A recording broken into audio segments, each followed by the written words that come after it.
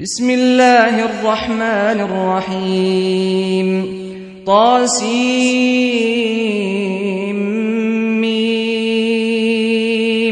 تلك آيات الكتاب المبين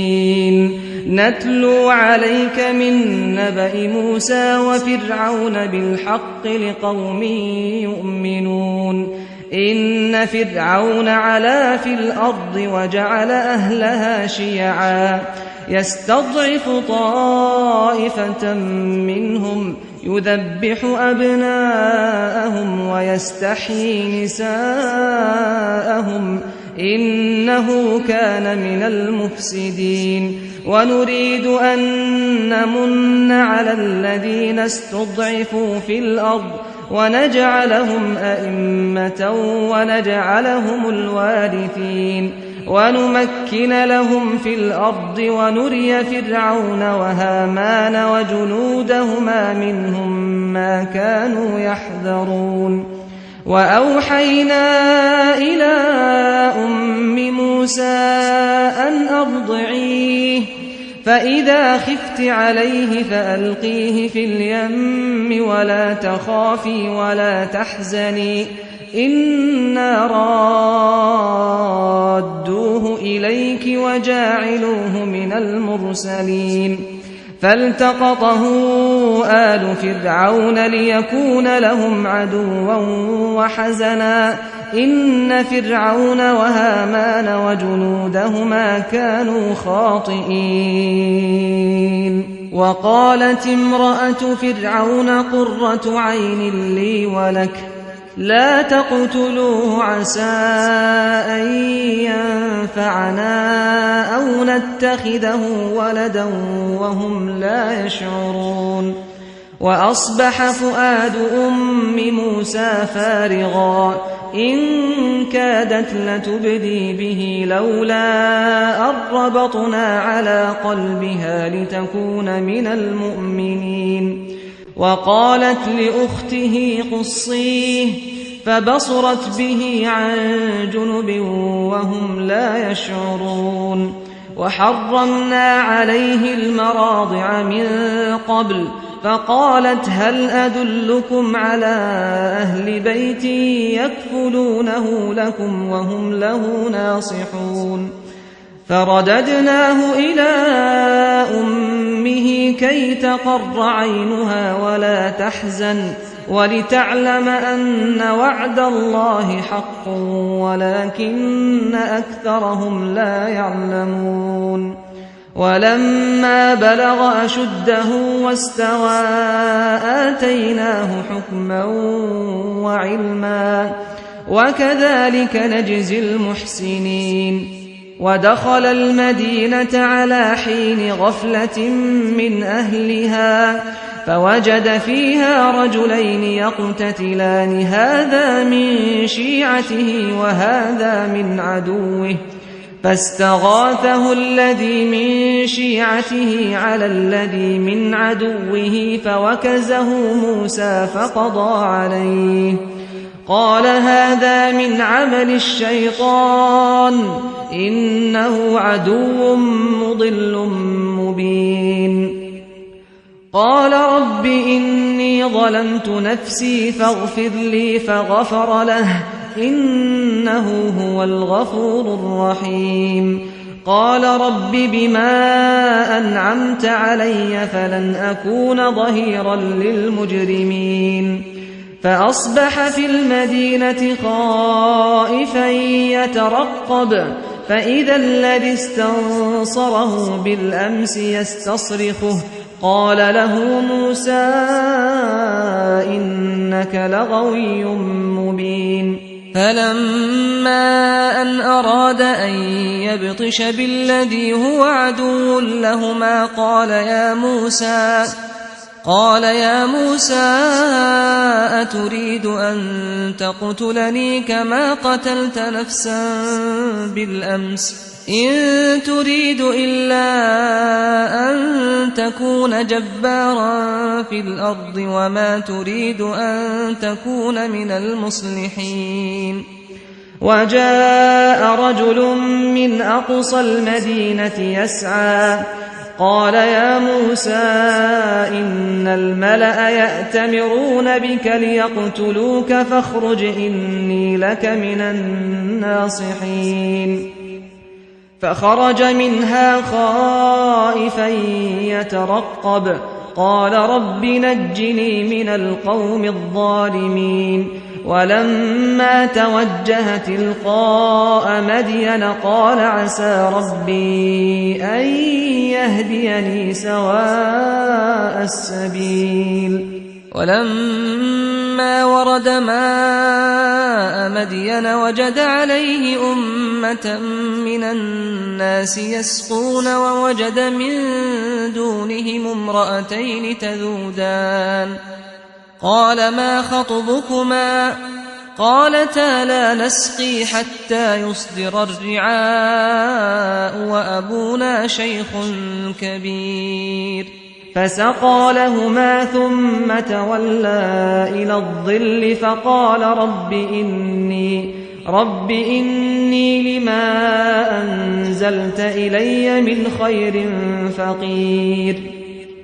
فجاءته إحداهما تمشي على استحياء قالت إن أبي يدعوك ليجزيك أجر ما سقيت لنا فلما جاءه وقص عليه القصص قال لا تخف نجوت من القوم الظالمين قالت إحداهما يا أبت استأجره إن خير من استأجرت القوي الأمين قال إني أريد أن أنكحك إحدى ابنتي هاتين على أن تأجرني 8 حجج فإن أتممت 10 فمن عندك وما أريد أن أشق عليك ستجدني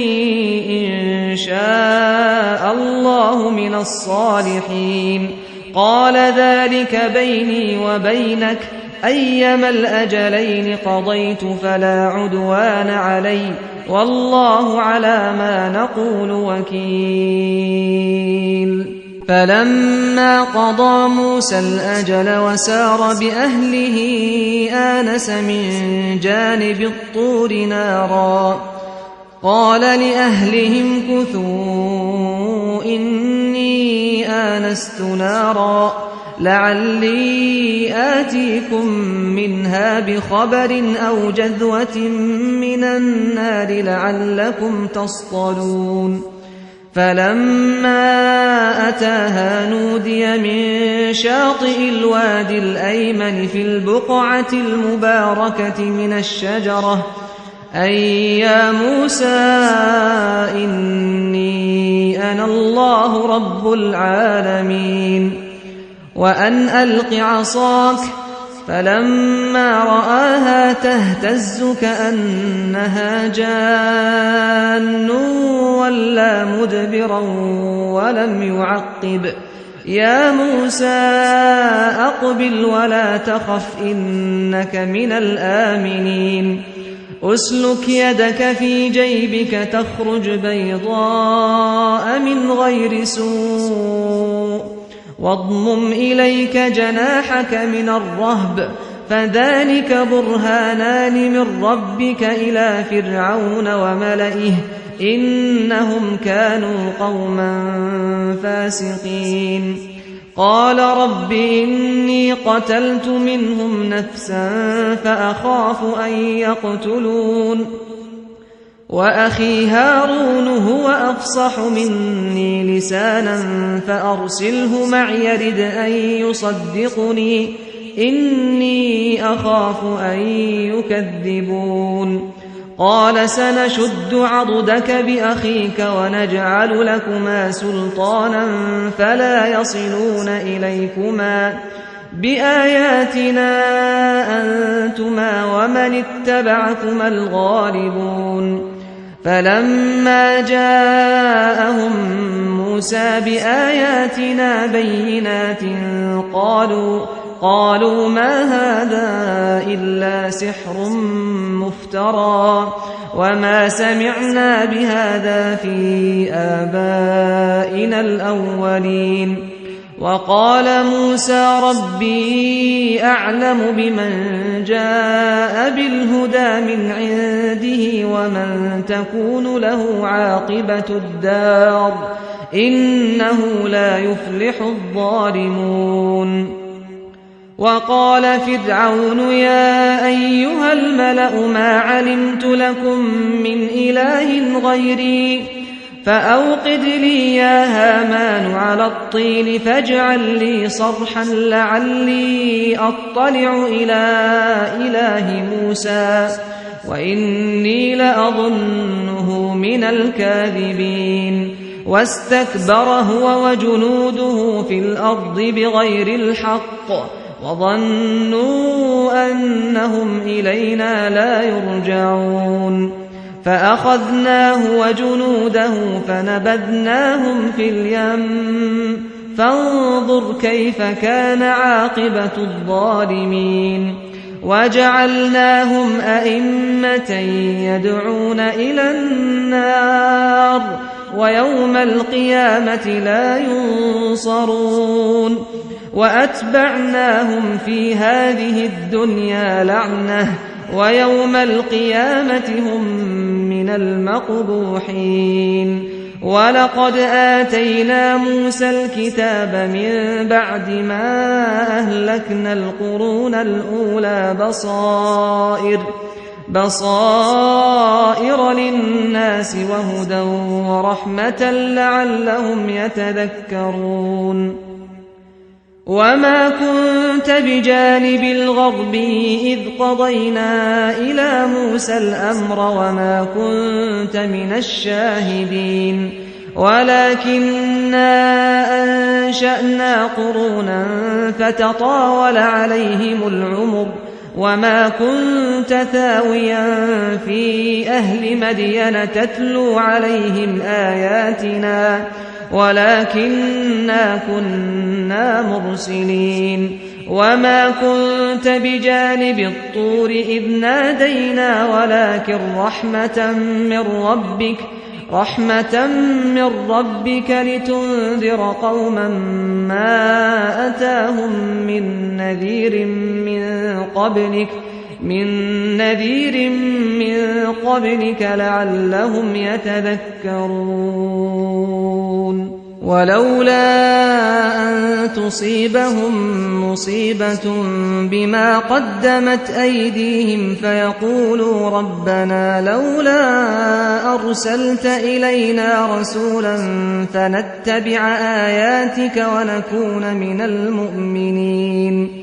فلما جاءهم الحق من عندنا قالوا لولا أوتي مثل ما أوتي موسى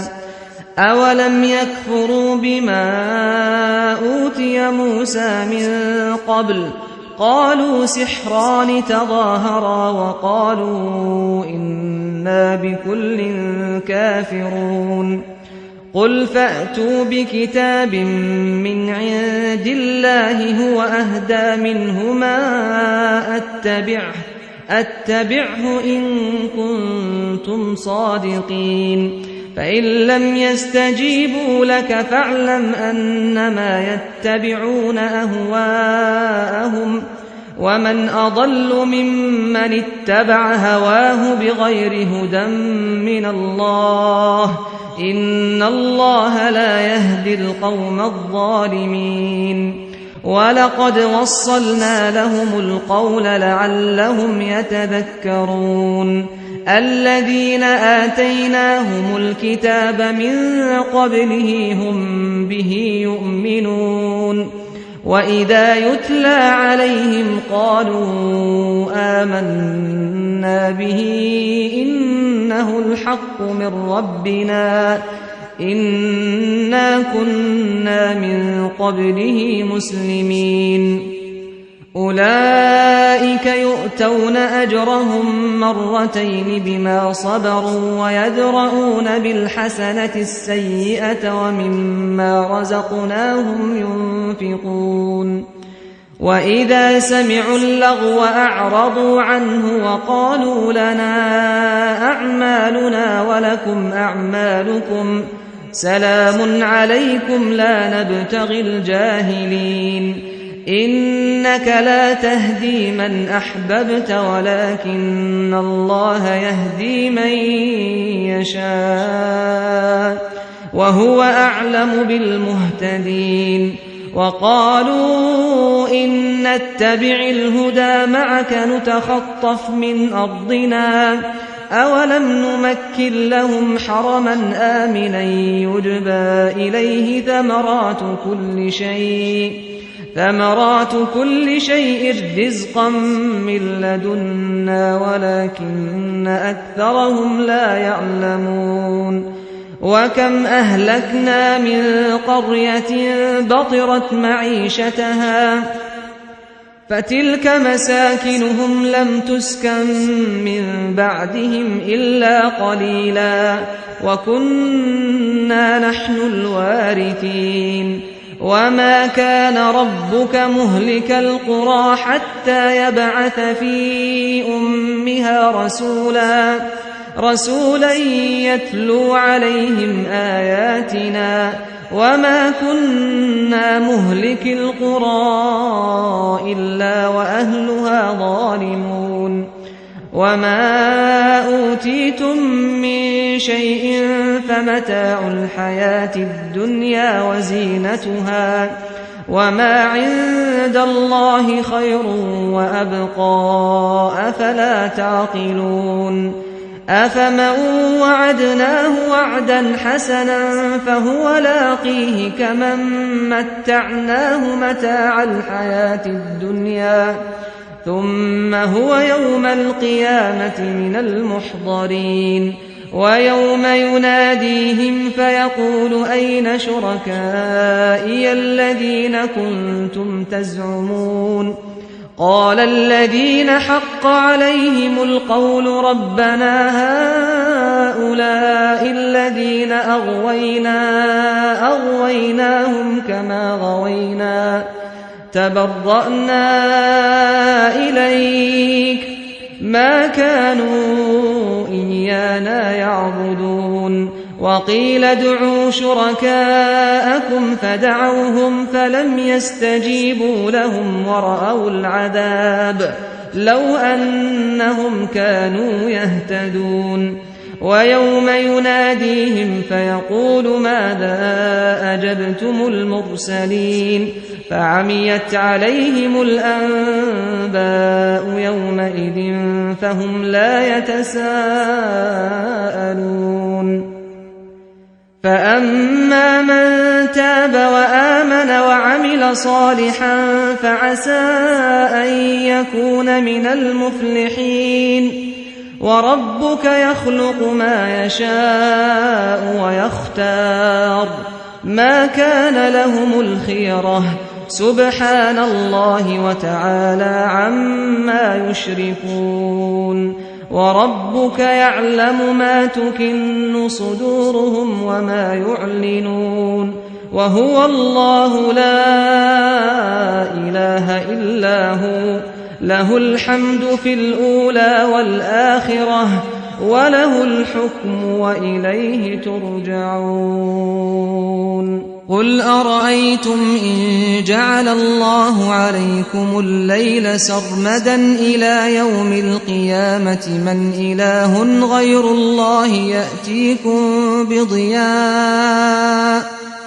أفلا تسمعون قل أرأيتم إن جعل الله عليكم النهار سرمدا إلى يوم القيامة من إله غير الله يأتيكم بليل تسكنون فيه أفلا تبصرون ومن رحمته جعل لكم الليل والنهار لتسكنوا فيه ولتبتغوا من فضله ولعلكم تشكرون ويوم يناديهم فيقول أين شركائي الذين كنتم تزعمون ونزعنا من كل أمة شهيدا فقلنا هاتوا برهانكم فعلموا أن الحق لله وضل عنهم ما كانوا يفترون إن قارون كان من قوم موسى فبغى عليهم وآتيناه من الكنوز ما إن مفاتحه لتنوء بالعصبة أولي القوة إذ قال له قومه لا تفرح إن الله لا يحب الفرحين وابتغ فيما آتاك الله الدار الآخرة ولا تنس نصيبك من الدنيا وأحسن كما أحسن الله إليك ولا تبغ الفساد في الأرض إن الله لا يحب المفسدين قال إنما أوتيته على علم عندي أولم يعلم أن الله قد أهلك من قبله من القرون من هو أشد منه قوة وأكثر جمعا ولا يسأل عن ذنوبهم المجرمون فخرج على قومه في زينته قال الذين يريدون الحياة الدنيا يا ليت لنا مثل ما أوتي قارون إنه لذو حظ عظيم وقال الذين أوتوا العلم ويلكم ثواب الله خير لمن آمن وعمل صالحا ولا يلقاها إلا الصابرون فخسفنا به وبداره الأرض فما كان له من فئة ينصرونه من دون الله وما كان من المنتصرين وأصبح الذين تمنوا مكانه بالأمس يقولون ويك أن الله يبسط الرزق لمن يشاء من عباده ويقدر لولا أمن الله علينا لخسف بنا ويك أنه لا يفلح الكافرون تلك الدار الآخرة نجعلها للذين لا يريدون علوا في الأرض ولا فسادا تلك الدار الآخرة نجعلها للذين لا يريدون علوا في الأرض ولا فسادا والعاقبة للمتقين من جاء بالحسنة فله خير منها ومن جاء بالسيئة فلا يجزى الذين عملوا السيئات إلا ما كانوا يعملون إن الذي فرض عليك القرآن لرادك إلى معاد قل ربي أعلم من جاء بالهدى ومن هو في ضلال مبين وما كنت ترجو أن يلقى إليك الكتاب إلا رحمة من ربك فلا تكونن ظهيرا للكافرين ولا يصدنك عن آيات الله بعد إذ أنزلت إليك وادع إلى ربك ولا تكونن من المشركين ولا تدع مع الله إلها آخر لا إله إلا هو كل شيء هالك إلا وجهه له الحكم وإليه ترجعون